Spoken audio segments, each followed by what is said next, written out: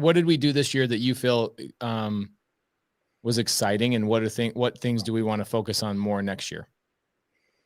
Yeah, so I mean, really this year we found a great lender to actually be able to BRRRR out of projects, and so we were able to refinance some of those properties, like you were saying, that had balloons on them coming up in the next year, 2 years. So yes, maybe we could have held them a little bit longer, but in the way that this world is right now, we don't know if rates will ever be cheaper. So, securing the cheap debt right now made sense. On the refinance side, that's been amazing, because one of the topics we'll cover in 2022 is, what do you do when you have a balloon on a subject to deal, or what do you do when you have a balloon on a seller finance deal?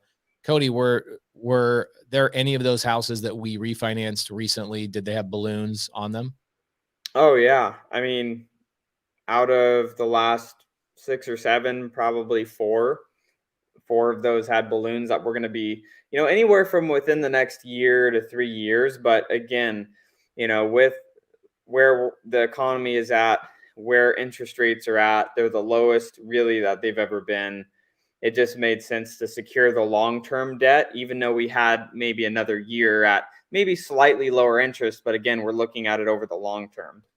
The name of the company that we are using for our residential single-family home refinances is MyInvestorLoan.com. Now, MyInvestorLoan.com is not just doing our refinances for our long-term rentals and Airbnbs. They are also doing our fix and flip loans. Check this out in flipme.com, the other mentorship. He's talking about how he splits all his deals with his investor. So he has an investor that brings all the cash to the deal. His investor, that's all he does, just brings the cash, right? And we have investors that do that too, but we pay them like 8 or 10% return. This student has been splitting the profits on all of his fix and flips with this private investor that's not finding the deal, not managing the deal, not negotiating with the buyers, not managing the contractors, the cash flow, the paperwork, or anything. He has a lender bringing the cash and then giving this lender 50% of his net profits on the fix and flips. 50%. My question would be, how can we be that lender? Exactly. And he's like, that's just what I learned. Like, I saw somebody taught me this. This is what I've always thought was the way to do it. So I gave him MyInvestorLoan.com. He said, if I just used MyInvestorLoan.com in the last 6 months, I'd have an extra $180,000 sitting in my pocket. Oh my gosh. Right. I'm like, yeah, in 1 year, you become your own private investor. You know what I'm saying? So that's the difference. So MyInvestorLoan.com does not do multifamily, guys, just FYI, and they do not do mobile home parks. So we have a hard money lender that we really, really enjoy working with. They're very, very quick. Or when we get a deal from them, they say, hey, we're going to send you a deal, but you have to use our money. And their money is at like 18% interest. So expensive. It's so expensive, but they sent us the deal. And so we're like, you know what, we're okay. Like, we'll pay your hard money, whatever. But the good thing about them is they're 100% purchase. So what that means is if they send us a deal for 150 grand, they'll actually give us the full loan for the 150 grand on the purchase, which is amazing. The problem is the payment every month on the fix and flip is incredibly expensive. It's like gnarly is a really great word for it. Yeah.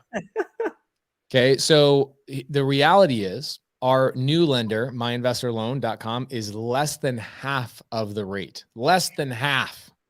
But the coolest thing about MyInvestorLoan, which is the company we've been using on the BRRRR strategy, is they actually do what they say they're going to do. Yes. Right? Like, what was our experience on Lemon trying to get that thing refinanced?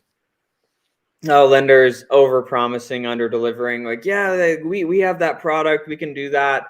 We could definitely lend on it, asset based, and then they wait for you to give them all of your information, get the process started, and they're like, let me order an appraisal, and then they're like, oh, by the way, I need your taxes, I need this, and they just start asking for everything, and they're like, oh, well, sorry, underwriting guidelines changed, mid, as soon as we started the process, I don't know what to tell you. So it's just like bait and switch was a lot of the experience.